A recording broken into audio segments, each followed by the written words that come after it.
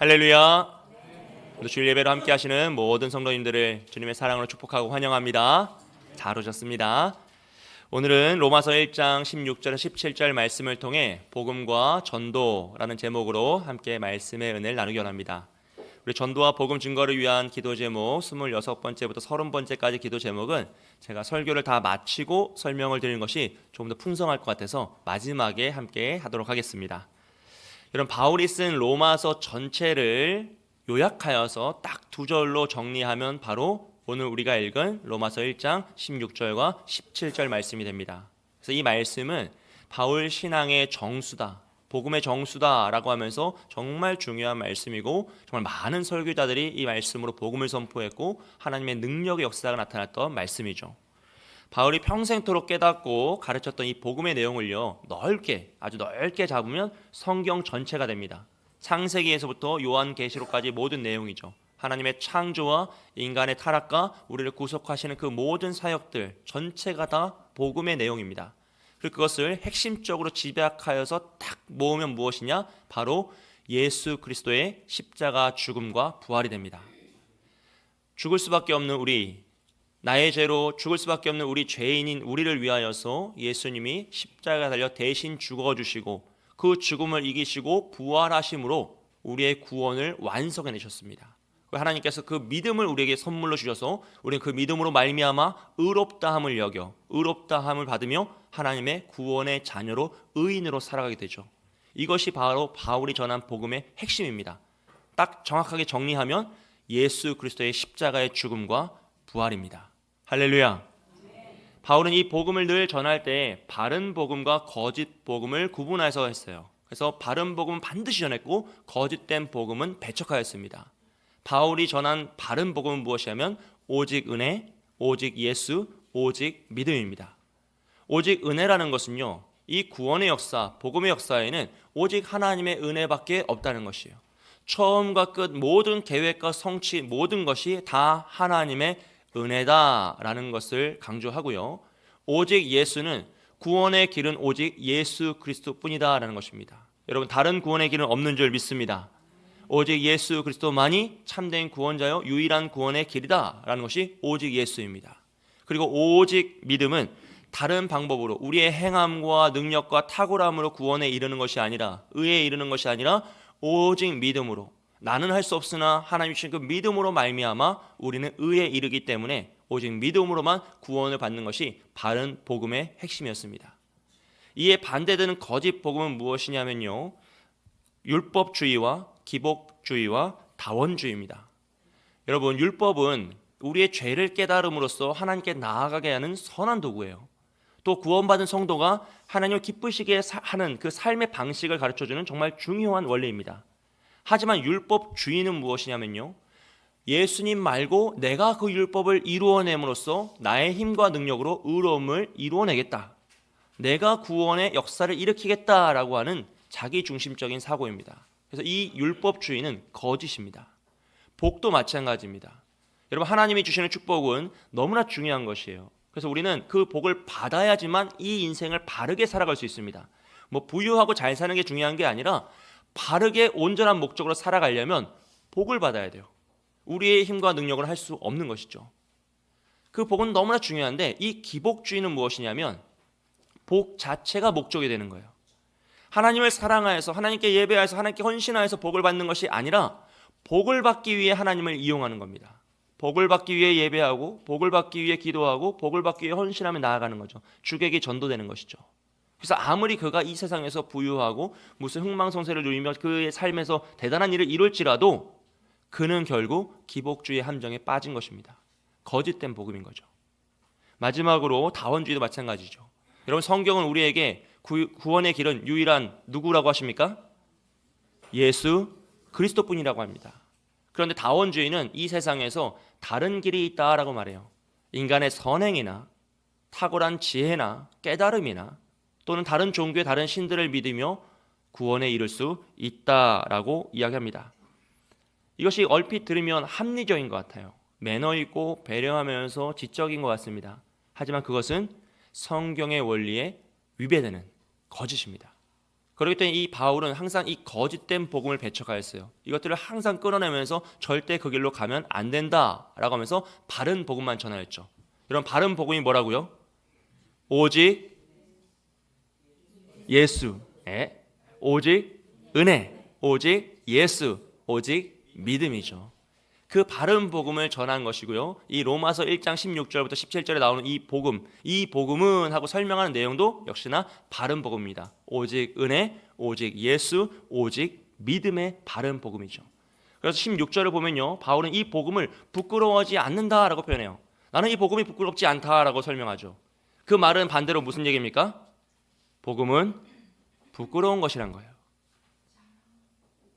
다른 사람에게 당신은 키가 작지 않아요 라고 말하는 건 사실 무슨 얘기예요?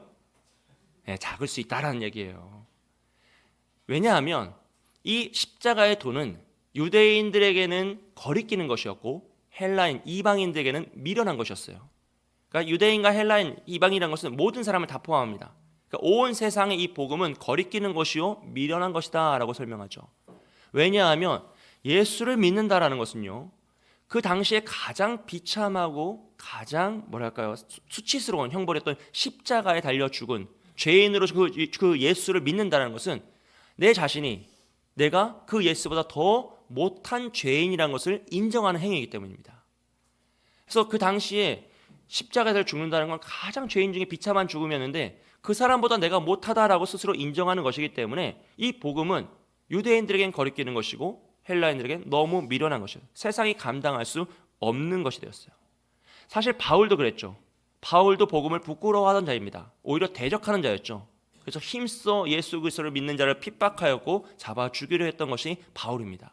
근데 그가 다메섹 도상에서 예수 그리스도를 만나버렸어요. 복음을 만난 겁니다. 그리고 깨닫게 되죠. 내가 죽이려 했던 그 예수, 내가 그렇게 싫어했던 예수가 알고 봤더니 나를 위하여 십자가를 죽으시고 부활하신 하나님의 아들이었구나. 이 사실을 깨닫고 그의 삶이 완전히 변화돼요. 그 전까지 바울은 스스로를 어떤 자라고 표현했습니까? 나는 흠도 없고 점도 없는 율법의 완전한 자였다라고 해요. 대단한 고백이죠. 난 정말 노력해서 율법을 행함에 있어 그 거짓된 것이 없고 단 하나 놓치지 않았다. 나는 어떤 흠도 없는 사람이었다라고 표현합니다. 근데 그가 예수를 만난 이후에 뭐라고 표현하죠? 나는 죄인 중에 괴수로다라고 표현해요. 오라 이 곤고한 사망의 몸에서 누가 나를 건져내랴. 나로서는 할 수 없구나. 내가 그동안 노력했던 건 아무 소용이 없는 것이었구나. 정말 비참한 가운데 있는 나를 누가 건져낼까? 그것을 한탄하며 스스로를 괴수라, 죄인이라 표현하죠. 그럼 어떻게 이런 변화가 일어났습니까? 그가 예수를 만났기 때문이요. 복음을 만났기 때문입니다. 나로서는 할 수 없구나. 오직 주님이 나 대신 해주신 거구나라는 것을 깨닫자 그의 인생이 변화되었어요. 그의 정체성이 변화되죠. 그래서 스스로 복음의 종이요, 사도요, 복음의 빚진 자라고 표현하고 복음의 증인이라고 합니다. 여러분, 증인이라는 단어는요, 원어로 보면 순교자예요. 그래서 예수님의 12제자 다 증인이었잖아요. 그래서 다 어떻게 됐어요? 다 순교했죠. 수많은 증인들 다 순교했습니다. 그 길이 죽음의 길인 거죠. 복음을 전하고 증인을 한다는 건 그런 것입니다. 여러분, 이게 바로 믿음이라고 하죠. 복음을 믿는다는 건 무엇이냐? 나의 인생의 주인이 바뀌는 거예요.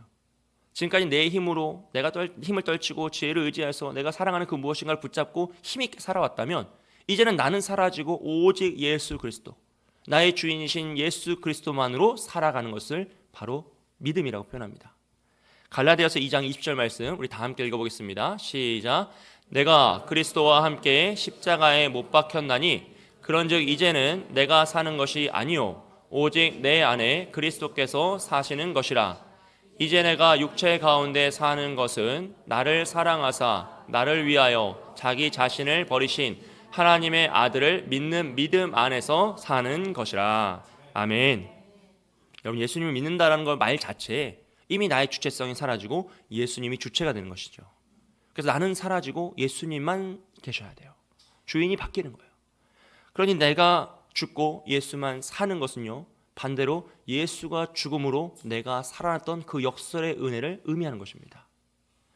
그리고 누가복음 9장 23절에서는요 이렇게 고백합니다. 또 무리에게 이르시되 아무든지 나를 따라오려거든 자기를 부인하고 날마다 제 십자가를 지고 나를 따를 것이니라 라고 하세요. 예수님께서 자신을 따라오는 사람들에게 너희를 부인하지 않으면, 스스로를 부정하고 부인하지 않으면 나를 따라올 수 없다라고 하세요. 예수님의 십자가를 지신 것처럼 자신의 십자가를 지지 않으면 그 길을 끝까지 완주할 수 없다고 말씀하십니다. 여러분, 믿음이란 건 무엇입니까? 나를 포기하는 것입니다. 나를 거부하는 것이에요. 지금까지 내가 사랑하고 좋아했던 걸 내려놓는 것입니다. 오직 예수 그리스도, 오직 주님만을 의지하며 주님의 길을 따라가겠노라 라고 고백하는 것이죠. 바울이 이 고백을 할 때 스스로를 종이라고 표현해요. 빚진 자라고 표현하고요, 증인, 순교자라고 표현하는 것이죠. 오늘 우리가 그 고백이 있을 때에만 우리도 복음을 부끄러워하지 않을 수 있습니다. 여러분, 복음은 부끄러운 겁니다. 복음은 이해할 수 없는 거예요. 그렇기 때문에 이 복음을 전한다는 것 자체도 사실 굉장히 어려운 일이고 합리적이지 않고 이해할 수 없는 행동이죠.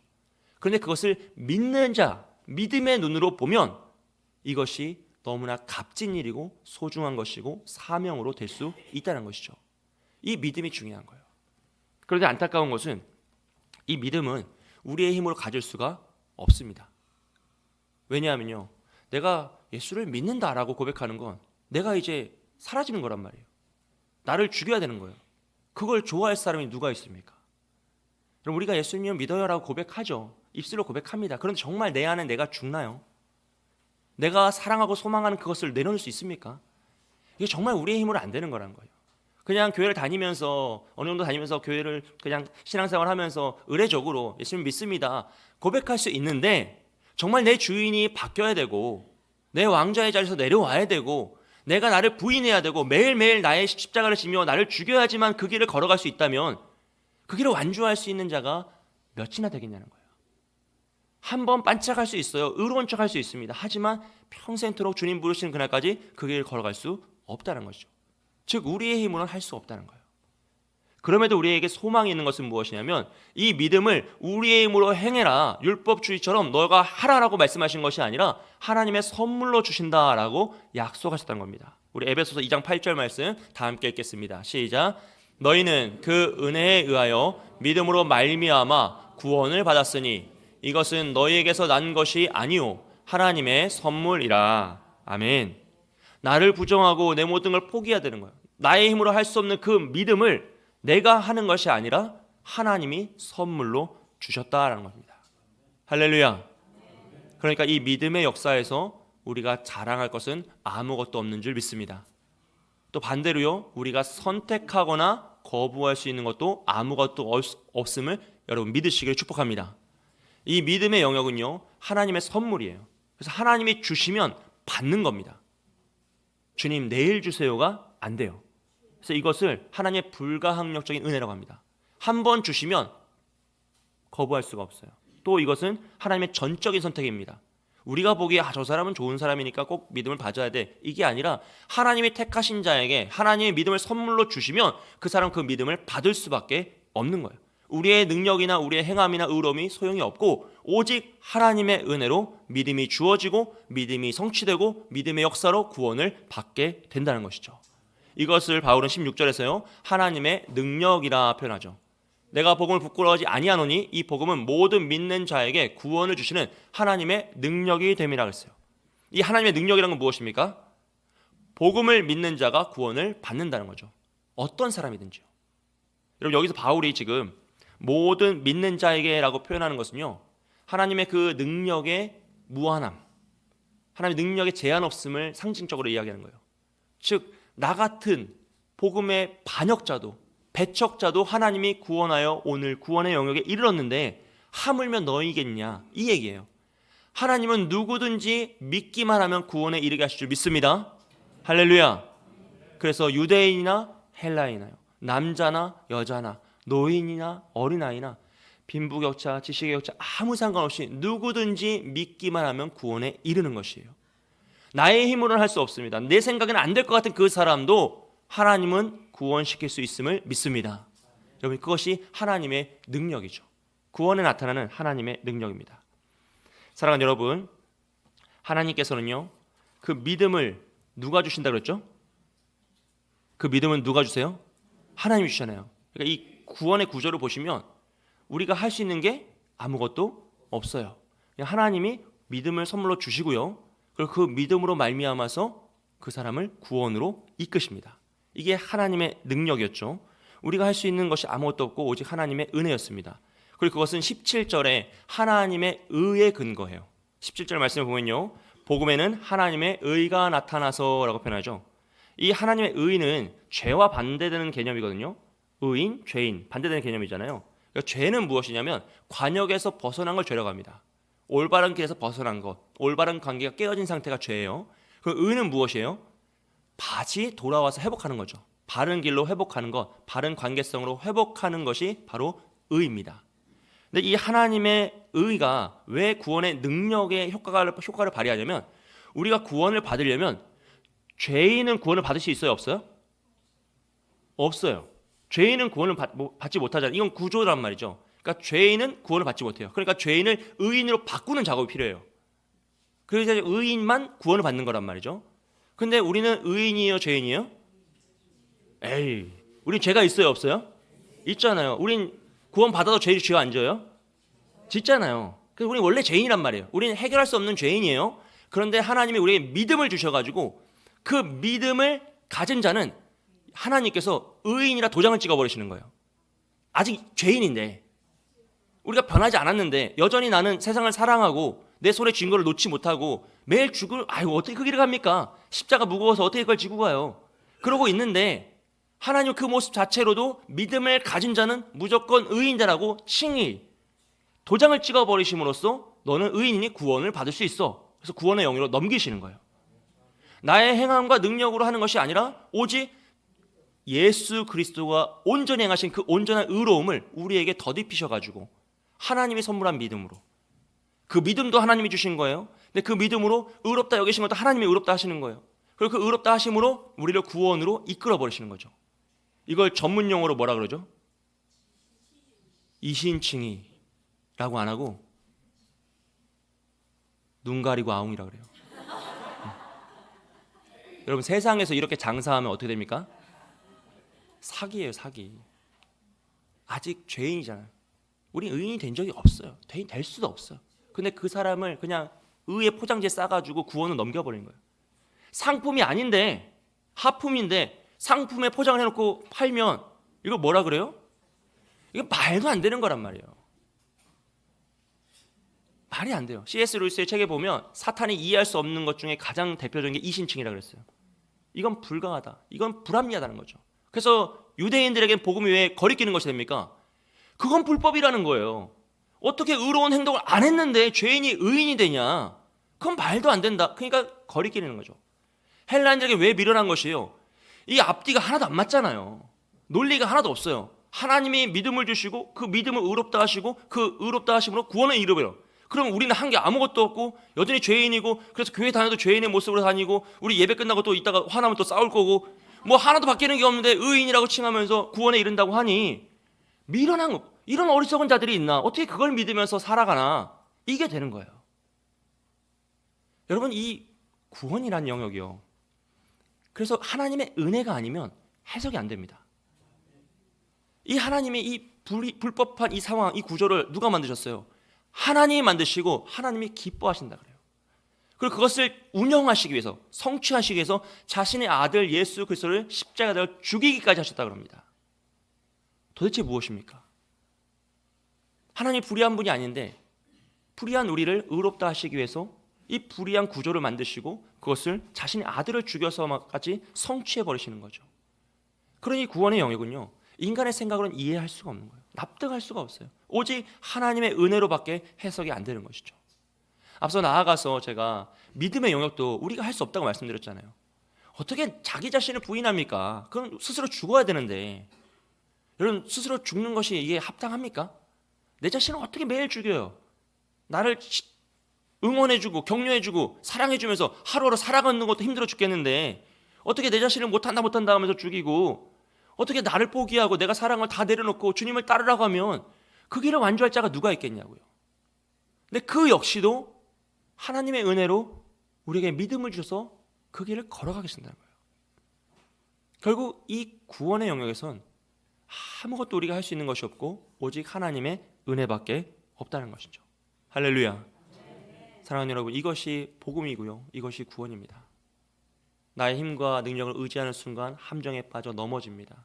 나의 그 무엇을 사모하는 것을 조금 더 생각하다 보면 오히려 올무에 걸리죠.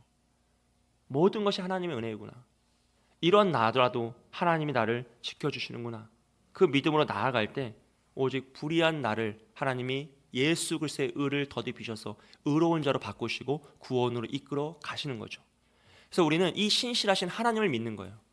나는 할 수 없는데, 우리 자신 너무 잘 알잖아요. 나는 죄덩어리고 오늘도 넘어지고 내일도 넘어질 거고 늘 죄를 지으며 살아가는 변하지 않은 나인데, 그런 나를 하나님 뭐라고 하세요? 구원을 하시겠다라고 약속하셨으니, 믿는 자는 구원에 이른다라고 말씀하셨으니 그 약속을 믿고 자신의 아들을 죽여서까지 나를 구원하실 그 하나님을 믿음으로 나아가는 거죠. 그래서 믿음이 우리의 의가 되는 것이에요. 이 하나님의 의, 하나님의 그 신실하심을 믿을 때 그 믿음이 우리의 의가 됩니다. 우리가 할 수 있는 건 아무것도 없습니다. 이런 나라도 주여 나를 구원하옵소서라고 외치는 자가 의에 이르는 것이죠. 잘하고 탁월해서 칭찬받아서 의로운 자가 되는 것이 아무것도 없습니다, 여러분. 우린 못하고 무너지고 늘 낭망합니다. 그래도 이런 나를 하나님이 구원하신다고 약속하셨으니 나는 하나님을 믿습니다라고 고백하는 것이 바로 우리의 의가 되는 것입니다. 할렐루야. 창세기 15장 6절 말씀입니다. 아브라함이 여호와를 믿으니 여호와께서 그의 일을 그의 의로 여기시고 오라래요. 하나님께서 아브라함에게, 아들이 없는 아브라함에게 너에게 아들을 주겠다라고 말씀하세요. 그러니까 아브라함이 그것을 믿었어요. 그 믿음이 의가 된 거죠. 아직 아들이 없어요.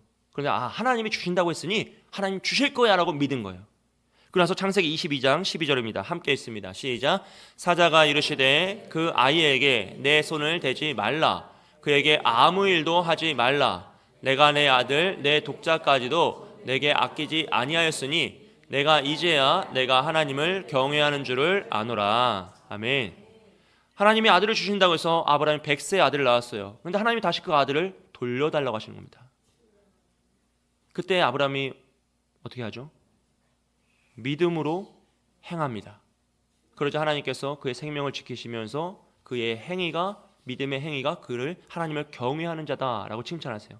그럼 도대체 아브라함은 뭘 믿은 겁니까? 히브리서 11장 19절입니다. 함께 읽습니다. 그가 하나님이 능히 이삭을 죽은 자 가운데서 다시 살리실 줄로 생각한지라. 비유컨대 그를 죽은 자 가운데서 도로 받은 것이니라. 아멘.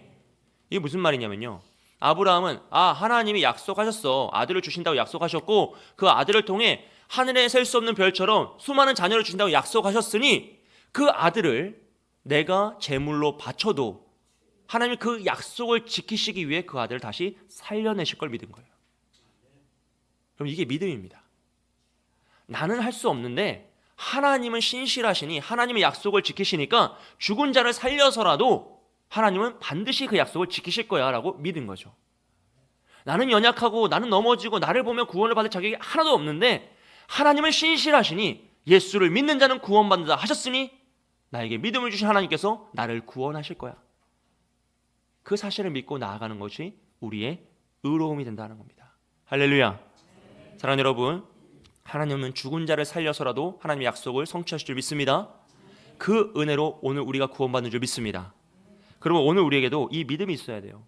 나의 모습을 보지 마십시오. 여러분, 자신을 보면 넘어집니다. 우리가 구원받을 자격이 도대체 어디 있습니까?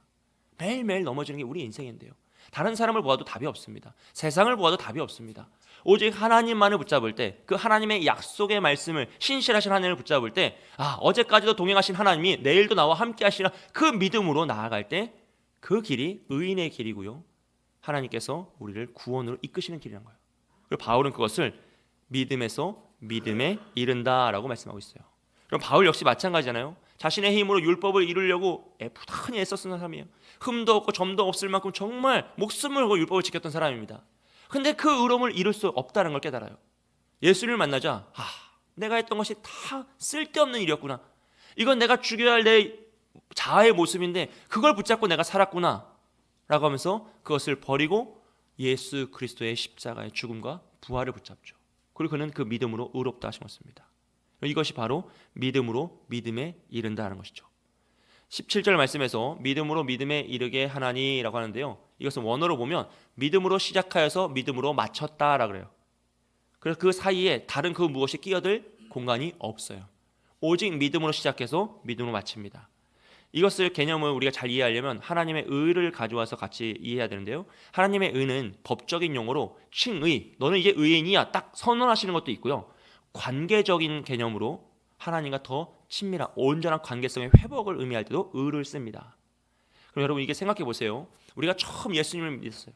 말할 수 없는, 알 수 없는 하나님의 은혜로 믿음을 줘버리셔가지고 내가 예수님 믿었을 때 마음이 기쁘셨어요? 슬프셨어요? 예, 너무 기쁘잖아요. 행복하잖아요.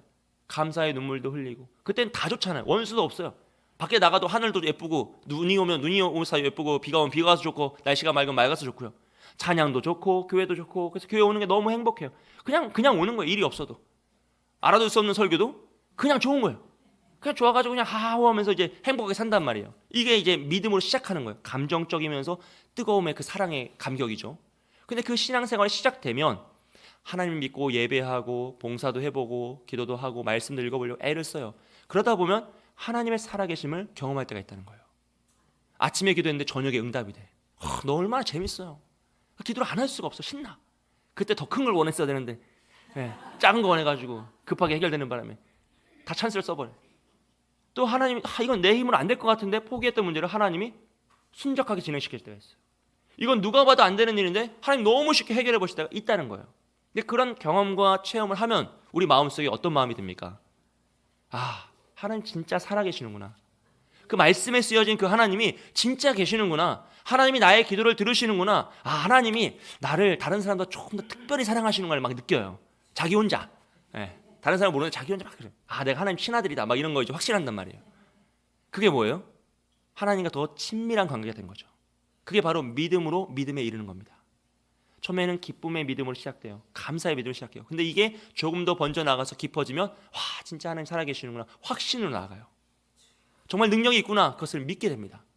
그러다 보면 인생이 어떻게 기쁜 날만 있습니까? 슬픈 날이 찾아오죠. 어려움이 찾아옵니다. 환난이 찾아와요. 아픔이 찾아와요. 내 뜻하지 않게 오해를 당할 수도 있고 억울한 일을 당할 수도 있습니다. 근데 그때에도 우리가 마음속으로 뭘 고백해요? 아, 하나님 살아계시는구나. 나의 기도에 지금 응답하지 않으셔도 나와 함께 하시는구나. 하나님 정말 날 사랑하셔서 이 어려움을 허락하셨구나. 난 하나님 진짜 친아들이었구나 라는 것을 깨닫게 돼요.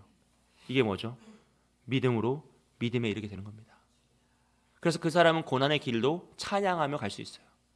감옥에 갇혀도 하나님께 감사의 영광을 드리며 예배할 수 있는 것이죠. 여러분 이게 바로 믿음으로 믿음에 이르는 거예요. 내 힘으로 내 의지로 막 하는 것이 아니라 하나님이 자연스럽게 우리를 이끌어 가신단 말이에요. 그래서 고난의 길을 찬양하며 아픔의 순간에도 포기하지 않고요. 어려움의 고난에도 주님을 의지하며 오늘도 나와 함께 하신 하나님, 내일도 나와 함께 하시리라 확신하며 그 길을 걸어가게 되는 것입니다. 할렐루야. 하지만 여러분 걱정하지 마세요. 그 고난의 길도 하나님 우리를 만들어 가세요. 교회 처음 왔는데 갑자기 독잔을 마시라고 하면서 독배를 주지 않으세요. 믿음의 역사는 다 하나님 우리를 성숙하게 만들어 가십니다. 과정이 있어요. 그래서 하나님께서 우리가 무엇을 하면 되냐면요, 뭔가 애써가지고 잘 믿어보려고 애쓰면 안 돼요. 여러분 제발 그걸 하지 마세요. 내가 한번 잘 믿어보리라, 내가 한번 팀을 떨치리라, 이런 순간 넘어진다니까요. 혼자 다 안 달리고 있는데 혼자 막 달려다니면 어떻게 돼요? 먼지가 너무 일어나요. 그러지 마셔요. 우리 뭘 하면 되냐면 자연스럽게 하면 돼요. 하나님이 은혜를 주시면 감사하면 돼요. 하나님 예배에 대한 마음을 주면 예배를 힘써 드리면 됩니다. 또 때로는 기도를 주실 때가 있어요. 내 입술에 기도를 넣어주시면 기도하시면 돼요. 때로는 애통하게 하실 때가 있습니다. 그럼 애통하면 됩니다. 슬퍼하면 됩니다. 울면 돼요. 내가 알지 못하는 일을 위해서도 눈물로 기도할 수 있는 것이죠. 이 상황과 환경을 위해서 애통하며 기도하는 것이에요. 또 때로는 하나님이 우리에게 억울한 일을 당하게 하실 때가 있어요. 그러면 당하시면 돼요. 매를 맞게 하시면 맞으시면 돼요. 왜냐하면 그 자리에도 하나님은 함께 하시기 때문입니다. 할렐루야. 하나님 우리의 꽃길만 걸어가게 하시는 것이 아니라 때로는 가시밭길로, 어두움의 길로, 사망의 음침한 골짜기로 이끌어 가실 때가 있다는 것이죠. 하지만 그 순간도 하나님은 한 번도 우리를 떠나지 않으시고 우리와 함께 하시며 지키셔요. 그렇기 때문에 우리는 그 길을 묵묵히 감사함으로 찬양으로 걸어가는 거예요. 그게 바로 믿음으로 믿음에 이르는 것입니다. 할렐루야. 바울은 자신의 인생을요 성령에 매여 간다라고 그랬어요. 사람들이 다 그랬어요. 예루살렘에 가면 너 죽어. 그곳엔 사망의 지금 심판이 있어. 그 어려움이 있을 거야. 가지 말라고 다 그랬어요. 그때 바울이 뭐라고 하죠? 나는 성령에 매여서 간다래요. 내가 가는 것이 아니라 하나님이 나를 밧줄로 묶어서 끌어가지듯이 성령의 인도하심을 받고 가는 거니까 그곳에 나는 하나님 믿고 가는 거야 라고 하면서 그의 인생을 표현합니다. 여러분, 이게 바로 믿음으로 믿음에 이르는 삶이에요. 그리고 그런 사람을 바울은 17절 마지막에서 이렇게 고백하죠. 오직 의인은 믿음으로 말미암아 살리라 하래요. 오직 의인은 믿음으로 말미암아 살리라. 이것은 하나님께서 하박국 선지자에게 주셨던 말씀이에요. 하박국은 남유다가 멸망하기 직전, 바벨론이 침공하기 직전에 사역했던 사회입니다. 그 당시 유다 사회는요, 참혹했어요. 불법과 불의와 폭력과 폭행이 가득했습니다. 악인들이 득세했어요. 그 모습을 보면서 하박국은 하나님께 외치는 거예요. 하나님, 어떻게 악인이 이렇게 득세합니까? 왜 의로운 자가 이렇게 핍박을 받아야 됩니까? 하나님, 왜 이것을 모른 척 하십니까? 왜 침묵하십니까? 왜 우리를 돕지 않으십니까? 하면서 외쳐요. 그때 하나님께서 뭐라고 말씀하시냐면, 내가 다 해결할 거니 걱정하지 말라고 하세요. 바벨론을 들어서 유다를 다 쓸어버리시겠다 하세요. 그리고 바벨론도 다 심판하시겠다고 하세요. 모든 것이 끝나는 것 같아요. 그럼 도대체 남는 게 뭡니까? 근데 그때 하나님이 하박국에 하셨던 말씀이 오직 의인은 믿음으로 말미암아 살리라는 것이죠. 유다는 스스로 의로운 자다라고 여겼어요. 그들은 하나님께 제사를 드리고 있으니, 제물을 바치고 있으니 하나님 우리를 도우셔야 된다, 당연한 일이다, 이것을 당연히 여겼어요. 히스기야가 하나님께 기도하여서 아수르를 무찔렀던 것처럼 우리는 바벨론을 기도하고 제사 드리면 무찌를 수 있다, 공식처럼 여겼어요. 그런데 하나님은 그들이 여기는 그 율법, 그 행위를 값지다 하지 않으세요. 오직 의인은 믿음으로 말미암아 살리라. 너희가 의지하는 그것은 다 쓰러질 것이고, 모든 걸 쓸어서 아무것도 없는 것 같은 그 순간, 바벨론은 포로로 잡혀가서 다 망한 것 같은 그 순간에도 오직 의인은 믿음으로 말미암아 살리라. 믿음으로 사는 자는 끝까지 하나님께서 지키신다라는 약속의 말씀입니다. 사랑하는 여러분, 우리도 신앙생활을 하다 보면 나의 힘을 의지하고 싶을 때가 있지 않습니까? 내가 사랑하는 그 무엇이 너무 소중할 때가 있어요. 때로때로 우리 마음속에 일어나는 그런 감정들 있잖아요. 분노도 일어나고 걱정, 근심도 일어나고, 우리가 알 수 없는 그런 것도 있단 말이에요. 근데 그 순간 우리의 힘과 능력을 의지하여 무엇인가를 하면 안 된다는 것이에요. 이 불의한 세상을 보면서 너무 분노한 나머지 무엇인가 행하지 말라는 것이에요. 그것은 하나님의 뜻이 아닙니다. 이 세상을 바라보면 넘어질 수밖에 없어요. 특히 여러분 인생을 한번 생각해 보세요. 우리 어른들은 사실 우리 한국 사회 전체를 보신 분들이잖아요. 정말 그 모든 세월들 한번 돌아보십시오. 사람의 생각으로 보면요, 말이 안 돼요. 망해도 10번은 망해야 될 게 우리나라잖아요. 이건 일어날 수 없는 일이에요. 그런데 하나님께서 오직 의인은 믿음으로 말미암아 살려냈어요. 그 모든 것들을 나의 눈으로 보면 넘어져야 되고, 다른 사람의 판단으로 보면 다 분쟁하고 나눠지고 사분오열되고 끝났어야 되는데, 의인으로 믿음으로 사는 자들이 있기 때문에, 믿음으로 살아가는 것이 맞기 때문에 하나님 이 사회 속에서 여전히 믿는 자들을 사용하신다는 거예요. 여러분, 이 세상을 보면 넘어집니다. 내 자신을 봐도 넘어질 수밖에 없어요. 그러니까 오직 우리는 믿음만을 가지고 나가야 됩니다. 그것이 하나님의 뜻인 거죠. 약속의 말씀을 믿고 나아가는 거예요. 내 자신이 아니라 하나님입니다. 그리고 그 믿음으로 살아가는 삶을 성경은 다른 말로 전도의 삶이라고 표현해요. 전도라는 단어는 설명하면 이제 그 뜻이 선포하다예요.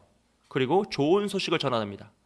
그러니까 예수 그리스도의 복음, 좋은 소식을 전하는 것이 바로 전도이죠. 뭐랑 비슷하죠? 제가 하고 있는 설교와 비슷하죠. 그러니까 전도는 모르는 사람에게, 예수 그리스도의 복음을 모르는 사람에게 그것을 전하는 거예요. 말씀을 전하는 거예요. 잘 설명하여서 그의 마음이 뜨거워질 수 있도록 잘 설득하고 좋은 소식을 전하는 겁니다. 그런데 이 세상은 이 복음을 좋아한다 그랬어요? 싫어한다 그랬어요? 싫어하잖아요. 유대인은 거리끼는 것이고 헬라인은 미련한 것이고, 심지어 하나님도 전도를 뭐라고 하냐면 미련한 것이라고 표현하세요. 이게 말이나 됩니까? 하나님이 하라고 하셔놓고 미련하다고 표현하는 거예요. 왜요? 이 세상이 이것을 받아들일 수 없으니까요. 세상이 거리끼는 것이니까. 고린도전서 1장 21절 말씀입니다. 다 함께 읽겠습니다. 시작. 하나님의 지혜에 있어서는 이 세상이 자기 지혜로 하나님을 알지 못함으로 하나님께서 전도에 미련한 것으로 믿는 자들을 구원하시기를 기뻐하셨도다. 아멘. 여러분, 전도는 미련한 것이라고 하나님이 아예 딱 명명해 놓으셨어요.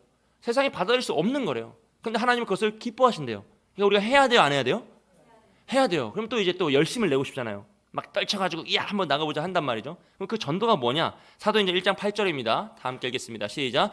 오직 성령이 너희에게 임하시면 너희가 권능을 받고 예루살렘과 온 유다와 사마리아와 땅끝까지 이르러 내 증인이 되리라 하시니라. 아멘. 증인은 뭐라고요? 순교자라고요. 순교자. 그러니까 땅 끝까지 이르러 죽으러 가야 돼요. 그 길을 막 힘있게 달려갈 사람이 쉽지 않습니다. 요한복음 12장 24절 말씀입니다. 함께 있습니다. 내가 진실로 진실로 너희에게 이르노니 한 알의 밀이 땅에 떨어져 죽지 아니하면 한 알 그대로 있고 죽으면 많은 열매를 맺느니라. 아멘. 죽어야 열매가 맺는데요. 여러분, 이게 하나님의 방법이에요. 그러니까 하나님 지금 오늘 우리에게 요청하시는 것은 이 세상에서 미련한 자가 되어서 복음의 증인으로 살다가 죽으라는 거예요. 할렐루야. 자, 따라오세요. 다 가는 거예요. 죽으러 가는 거예요. 그러니까 이게 우리의 힘으로 안 된다는 거예요, 여러분. 이 역시도 우리가 막 힘을 떨쳐서 한번 전도를 애써 보려고 하면 우리의 의가 살아나요. 이해되시죠? 힘을 쓰면 살아나요. 힘을 많이 쓰면 잘 살아나요. 더 잘 살아나요. 옛사람이 매일매일 살아나요. 나를 죽이고 죽이면 그 길이 뭐예요? 전도의 길이라는 거예요. 순교의 길이라는 거예요. 내가 뭔가를 하려고 애를 쓰는 삶이 아니라 내가 예수님만을 따라가야지, 십자가 하나 붙잡고 가야지, 정말 믿는 대로 살아봐야지, 그거요. 그래서 매일매일 나를 죽이면서 땅에 떨어지는 미랄처럼 죽으려고 애를 쓰고 내 자신을 꺾으려고 애를 쓰고 나의 자아를 또 누르려고 애를 쓰는 그 삶 자체가 전도라는 거예요. 내가 어디 가서 전도지를 나눠주고 막 힘을 떨쳐가지고 막 그게 아니라 이 세상에서 바른 믿음의 삶을 살아가는 그 자를 통하여서 하나님은 복음의 씨앗이 심겨지게 하시고 하나님의 의가 다른 이들에게 전달될 수 있도록 도우신다는 겁니다. 할렐루야. 여러분, 합심기도 제목 한번 보겠습니다. 26번부터 30번까지예요. 전도의 대상자들의 마음이 열려 복음을 받아들이게 하옵소서라 그러죠. 우리의 힘으로 할 수 있는 게 있습니까? 없어요. 안 되는 거예요. 전도는 뭐예요? 같이 죽으러 가자고 얘기하는 건데 그럼 좋아할 사람이 누가 있겠냐고요. 27번입니다. 전도하는 성도들에게 담대함과 지혜를 주옵소서라고요. 그럼 죽으러 가는 일에 담대할 수 있어요? 그 인생을 살아가야 되는데 그 고난길인데 여기가 왕의 대로고 칭찬받는 길이면 누가 담대하지 않겠습니까? 근데 그 길이 좁은 길이요, 가시밭 길이요, 죽음의 길인데 매일매일 나를 꺾어야 되는 길인데 그 길을 담대하게 걸어갈 자가 누가 있냐고요. 그 지혜를 달라고, 더 잘 죽을 수 있는 지혜를 달라고 하는 건데 이게 사실 쉽지 않아요, 여러분. 전도를 통해 지역사회 복음의 열매가 맺히게 하옵소서. 이 지역에 있는 모든 사람이 다 죽기를 원합니다. 다 예수의 복음으로 죽고 다시 거듭나야 되는 건데 이게 우리의 힘으로 할 수 있는 게 없는 거죠. 29번입니다. 교회가 전도와 복음의 증거의 중심이 되게 하옵소서. 이건 제가 할 수 있어요. 다 같이 조금씩 딱 계속 외치는 거예요, 제가. 그러면 남는 자가 있어요, 없어요? 없다는 거예요. 없다는 거예요. 여러분, 정말 이게 어려운 일입니다. 복음으로 내가 죽는다라는 건 우리가 평생 동안 믿는다라 고백하였지만 정말 내 자신을 꺾고 또 죽이고 또 죽이는 건 매일 매 순간 해야 되는 건데 정말 너무너무 어려운 거죠. 마지막으로 성도들이 삶 속에서 복음의 빛을 드러내게 하옵소서라고 기도하는 거예요. 믿음의 배척을 받고 조롱당하고 죽음의 길을 가고자 애를 쓰는 삶이 이 빛이 빛나는 삶이거든요. 여러분, 만약 우리가 세상에 나가 복음을 전하면요, 여러분, 세상이 여러분에게 칭찬하겠습니까? 조롱하겠습니까? 조롱합니다. 싫어합니다. 요즘 같은 때 지하철에서 전도지 나눠주면 광고지 나눠주는 것보다 더 싫어요. 여러분, 우리가 다른 사람에게 핀잔 받으면 좋아요, 안 좋아요? 안 좋잖아요. 우리 한마디만 들어도 안 좋잖아요. 우리 여성분들에게 좀 살이 찌신 것 같... 이거 정말 위험한 말이잖아요. 이거 정말 위험한 말이에요. 나쁜 말이에요. 그 순간 이제 관계가 끊어지는 거예요. 우리가 이런 누가 감히 나를 평가하는 것 자체도 너무너무 싫은데 나를 조롱하고 저주하고 심지어 죽이려 하는 자들이 있으면 그걸 누가 기쁨으로 하겠냐는 거예요. 그러니까 전도는 여러분 내 힘으로 할 수 있는 게 아니에요. 전도지를 나눠줄 수 있어요. 전도지를 어디다 꽂아놓을 수 있어요. 근데 그건 아니란 말이죠. 내 삶으로 정말 내가 매일 꺾이고 죽이고 나 자신을 끌고 가지 않으면 그 삶이 아니면 전도가 아니다라는 거죠. 사랑하는 여러분, 매일매일 우리의 힘으로 할 수 없는 것을 하나님께 기도하시길 축복합니다. 하나님, 비록 나는 지금 할 수 없습니다. 지금 나는 세상에 나아가 조롱받는 것이 두렵습니다. 나는 연약합니다. 나는 복음을 전할 용기도 없고 사실 자신도 없고 죽고자 하는 마음은 더 없고 미랄이 썩어야 된다는데 나는 더 살고 싶고 매일 매 순간 내가 의를 더 행하면서 내 자신을 자랑하는 것이 너무 행복한데 그 모든 것을 포기하고 죽음의 길로 전도의 길로 나아가는 것이 너무나 어렵습니다. 하지만 바라오니 믿음으로 믿음에 이르게 하옵소서.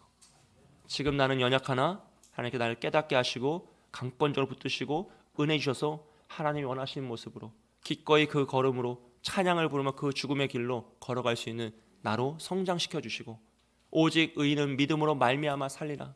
내 자신을 바라보면 넘어질 수밖에 없는데 오직 하나님 약속의 말씀 붙잡고 신실하신 하나님 붙잡고 끝까지 그 길을 걸어가서 나는 할 수 없는 일을 하나님께서 행하심으로 나의 꺾이고 꺾이는 그 삶을 통하여 내가 복음을 전하고자 애썼던 우리의 가족들, 우리의 자녀들도 이 복음의 감격을 누리게 하시고 그들도 이 길에 함께 동참하여서 진리의 길이요 생명의 길로 함께 나아가는 그런 역사가 일어나게 해달라고 여러분 간절히 기도하셔야 돼요. 이제는 우리가 할 수 있는 건 기도밖에 없습니다. 애통하는 마음으로 다시 기도하고 주여 나를 도우소서, 믿음으로 믿음에 이르게 하옵소서라고 간절히 사모하면서 주님을 부르짖는 거죠. 그래서 주님께서 우리의 인생을 사용하여 주님의 뜻을 이루실 줄 믿습니다. 제가 다시 한번 합심 기도 제목 다 함께 읽고 기도하도록 하겠습니다. 함께 읽습니다. 시작. 전도 대상자들의 마음이 열려 복음을 받아들이게 하옵소서. 전도하는 성도들에게 담대함과 지혜를 주옵소서. 전도를 통해 지역사회에 복음의 열매가 맺히게 하옵소서. 교회가 전도와 복음 증거의 중심이 되게 하옵소서. 성도들의 삶 속에서 복음의 빛을 드러내게 하옵소서. 아멘. 하나님, 우리는 할 수 없습니다. 하나님, 우리는 그것이 두렵습니다. 너무나 무섭습니다. 하지만 하나님께서 나와 함께 하실 때 우리가 조금씩 믿음으로 믿음에 이를 줄 믿습니다. 주여 나를 사용하여 달라고 이 전도의 열매가 맺히는 인생이 되게 하여 주시고 오직 온전한 믿음의 삶으로 전도의 삶을 살아내는 우리가 되게 해달라고, 우리 자신을 위해서 또 사랑하는 우리의 가족들, 우리가 전도하고자 하는 그 이웃들, 정말 그 생명을 붙잡고 함께 기도하겠습니다.